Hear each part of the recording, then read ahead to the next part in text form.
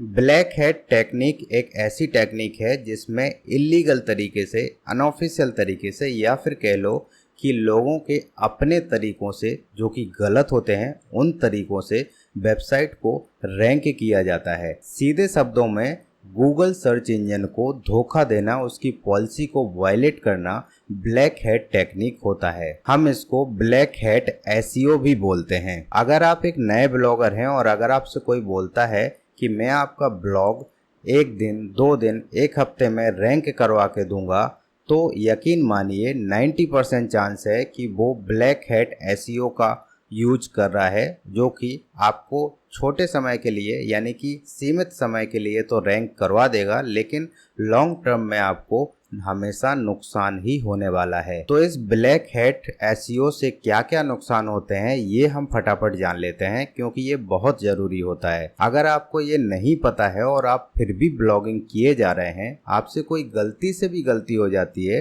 तो फालतू में आपकी पूरी मेहनत पर पानी फिर जाएगा। तो आपकी मेहनत पानी में न जाए, आपकी रैंकिंग जीरो ना हो जाए, इससे पहले इससे क्या क्या नुकसान होते हैं, क्या ये टेक्निक होती है, ब्लैक हैट एसईओ क्या होता है, हम सब कुछ इस वीडियो में जानेंगे। अगर आप मुझे पहली बार देख रहे हैं तो चैनल को सब्सक्राइब कर लीजिए, वीडियो को लाइक करके जरूर जाइए। तो नुकसान नंबर 1, अगर आप इस टेक्निक का यूज करते हैं यानी कि ब्लैक हैट एसईओ का यूज करते हैं, तो गूगल या बिंग जो भी सर्च इंजन है, कोई सा भी सर्च इंजन हो सकता है, वो आपको पेनल्टी कर सकता है। यानी कि पेनल्टी में अब क्या हो सकता है, आपकी वेबसाइट रैंकिंग कम हो सकती है, आपका एडसेंस डिसेबल हो सकता है, कुछ भी हो सकता है। ठीक है, तो आपको ब्लैक हैट एसईओ का बिल्कुल नॉलेज होना चाहिए और पता होना चाहिए कि क्या क्या ऐसा है जो आपको अपनी वेबसाइट पर नहीं करना है।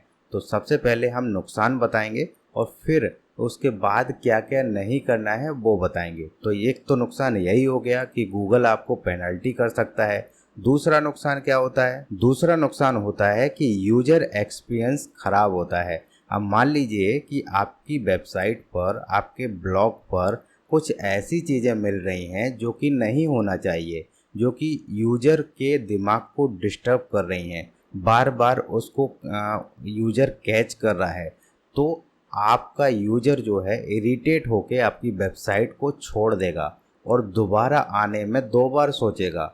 तो इससे क्या होगा, यूजर का एक्सपीरियंस खराब हो गया आपकी वेबसाइट पर आने के लिए। अब गूगल को इससे क्या लगेगा कि भाई कुछ तो गड़बड़ है, अगर रैंक भी होगी आपकी वेबसाइट तो धीरे धीरे धीरे धीरे डाउन हो जाएगी। अब डाउन का कारण समझ गए आप कि इसमें ब्लैक हैट एसईओ का यूज हुआ है। अब नुकसान नंबर 3, इसमें क्या होता है कि यूजर का ट्रस्ट चला जाता है। अब मान लीजिए कि यूजर आपकी वेबसाइट पर इरिटेट होकर चला गया, अब दोबारा आएगा कि नहीं आएगा भरोसा नहीं है। यूजर को भरोसा नहीं है कि आपकी वेबसाइट पर हमें सब कुछ सही साट मिल जाएगा, क्योंकि आपकी वेबसाइट पर यूजर आता है, उसके दिमाग में तो यही होगा ना कि भाई हम इस वेबसाइट पर जाते हैं तो हमें बहुत सारी ऐसी चीज़ें मिलती हैं, फालतू चीज़ें मिलती हैं जो कि नहीं होना चाहिए। तो ट्रस्ट आपने खो दिया अपनी ब्लॉग के लिए। ठीक है, तो वो यूजर आने में 2 बार सोचेगा और आएगा तो फिर जल्दी चला जाएगा, फटाफट पड़ेगा और जल्दी चला जाएगा। इससे क्या है, गूगल को लगेगा कि कुछ गड़बड़ है, भाई इसको डाउन करो, तो रैंकिंग डाउन हो जाएगी। पेनल्टी वही है कि रैंकिंग डाउन हो जाएगी। ठीक है, अब यहाँ पर और क्या नुकसान हो सकता है? चौथा नुकसान हो सकता है कि भाई अगर आपके वेबसाइट पर ट्रैफिक ही धीरे धीरे कम होगा, यूजर एक्सपीरियंस कम होगा, तो आपको स्वाभाविक है कि अर्निंग भी कम होने लगेगी। तो चौथा नुकसान यही है कि अर्निंग बिल्कुल आपका कम होने लगेगा। अगर एक टाइम तक अर्निंग होगा, देखो ब्लैक हैट एसईओ का यूज आप कर रहे हैं तो एक टाइम अर्निंग अच्छा दबा के होगा, लेकिन उसके बाद फिर जो पीक टाइम होगा तो डाउनफॉल भी जल्दी आ जाएगा। तो आपको अगर एवरग्रीन अर्निंग करना है तो इस टेक्निक का यूज बिल्कुल भी नहीं करना है। ठीक है, तो ये तो हो गए नुकसान। अब इसमें क्या क्या आता है, क्या क्या आपको नहीं करना है, उस पर हम डिस्कस करते हैं। तो ब्लैक हैट एसईओ में सबसे पहला काम जो कि आपको बिल्कुल भी नहीं करना है वो है कीवर्ड स्टफिंग। कीवर्ड स्टफिंग क्या होता है?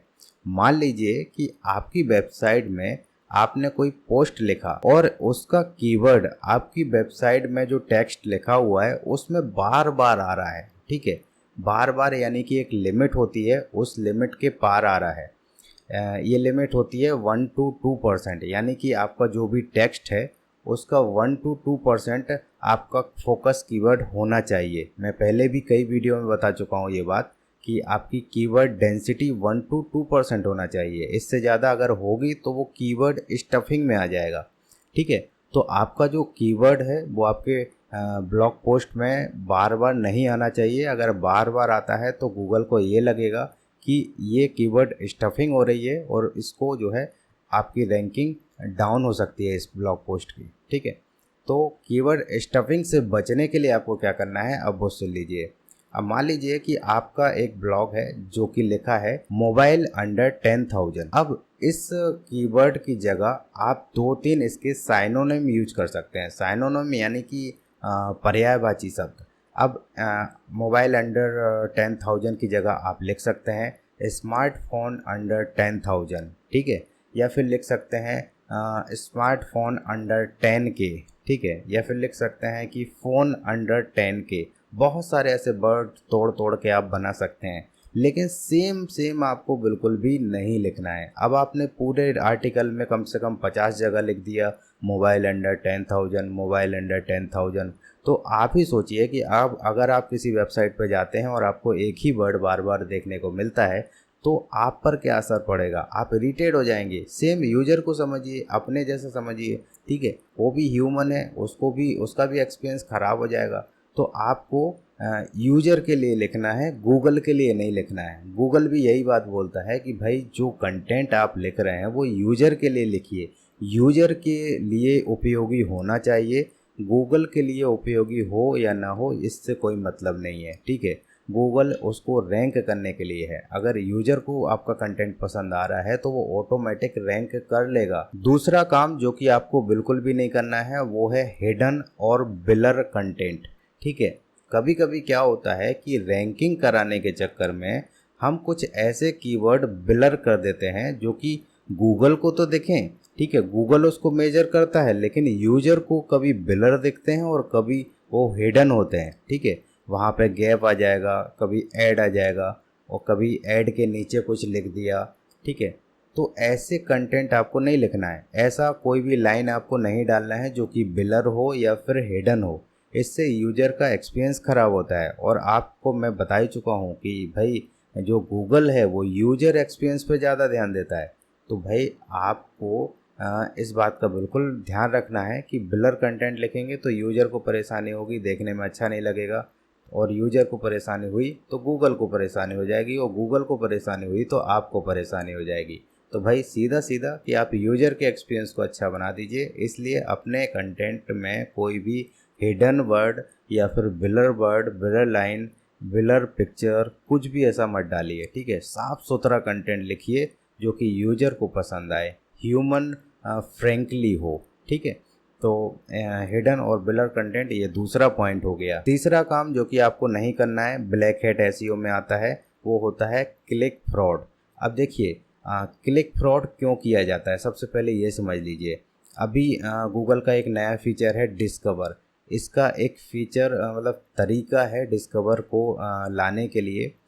उसके लिए क्या होता है कि अगर भारी संख्या में आपके ब्लॉग पोस्ट पर ट्रैफिक आ जाता है तो आपको डिस्कवर फीचर मिल जाता है। और इस चक्कर में लोग क्या करते हैं कि बहुत सारे मोबाइलों से, अपने दोस्तों के मोबाइलों से कॉलेज में एक साथ अपने ब्लॉग पोस्ट को खुलवाएंगे और उस पर क्लिक करवाएंगे। ठीक है, उस पोस्ट पर क्लिक करवाएंगे। या फिर दूसरा ये काम किया जाता है अर्निंग करने के लिए। आपके बहुत सारे मोबाइलों से अपने ब्लॉग को खोलेंगे और फिर ऐड पर क्लिक करेंगे। ठीक है, तो ये दोनों ही तरीके गलत हैं। ये सारे ब्लैक हैट एसईओ में आते हैं और इससे आपको भारी नुकसान हो सकता है। आपका एडसेंट डिसअप्रूव हो सकता है। तो इस बात का ध्यान रखिए, आपको ऐसा कुछ भी नहीं करना है। ये सब क्लिक फ्रॉड में आता है जो कि गूगल मेजर करता है। यार अब इतना समझिए कि गूगल बहुत स्मार्ट है, आपकी सारी चीज़ें समझता है। जिस लोकेशन पे आप खड़े हैं ना, वो चीज़ सब कुछ जानता है गूगल। जितनी चीज़ें आपको अपने बारे में पता नहीं होंगी, गूगल आपके बारे में जानता है। इस बात का बिल्कुल ध्यान रख लीजिए। तो अगर आप ऐसा सोचते हैं कि हम गूगल को चकमा दे देंगे तो आप तुरंत तो दे देंगे, लेकिन 4 दिन बाद भाई वो सारी डिटेल निकाल के आपके सामने रख देगा कि भाई ये कारण है जिससे हम आपका एडसेंस डिसअप्रूव कर रहे हैं और रैंकिंग कम कर रहे हैं। ठीक है, कभी कभी तो सस्पेंड कर देता है, फिर कभी खोलता ही नहीं है। तो ये सब चीज़ें आपको नहीं करना है, इस बात का बिल्कुल ध्यान रखना है। चौथा काम जो कि आपको बिल्कुल नहीं करना है वो ये है कि आप किसी ऐसी वेबसाइट से लिंक मत खरीदिए जिसकी रेपुटेशन कम हो या ख़राब हो। ठीक है, लाइक पॉर्न वेबसाइट जो होती हैं, कभी कभी उनसे हमारी वेबसाइट लिंक हो जाती है, तो इससे हमें बहुत नुकसान होता है। हमारी वेबसाइट की रैंकिंग कम हो जाती है और हमारे वेबसाइट पर स्पैम स्कोर बढ़ जाता है। और ऐसी वेबसाइटों से भी लिंक मत लीजिए जहां का स्पैम स्कोर ज़्यादा हो। जिस वेबसाइट का स्पैम स्कोर बहुत ज़्यादा हो, आप उससे लिंक मत खरीदिए। ठीक है, अगर आप ऐसी लिंक खरीदते हैं तो आपको वेबसाइट की स्वाभाविक है रैंकिंग कम हो जाएगी। और गलती से अगर लिंक अप हो गया है तो उसको हटाने के भी बहुत सारे तरीके होते हैं। अगर आपके वेबसाइट पर ऐसी कोई प्रॉब्लम है तो आप मुझे कमेंट कर सकते हैं, मैं उसका सॉल्यूशन ज़रूर आपको दूंगा। फ़िलहाल ये थी सारी चीज़ें। ब्लैक हेड एसईओ क्या होता है मैंने आपको सारा बता दिया है। अगर आपको कोई भी परेशानी आई हो, कोई भी पॉइंट ऐसा हो जो कि आपको समझ में ना आया हो, आप मुझे कमेंट कर सकते हैं, मैं उसका रिप्लाई ज़रूर दूंगा। फ़िलहाल इस वीडियो में इतना ही, मिलते हैं नेक्स्ट वीडियो में, तब तक के लिए जय हिंद।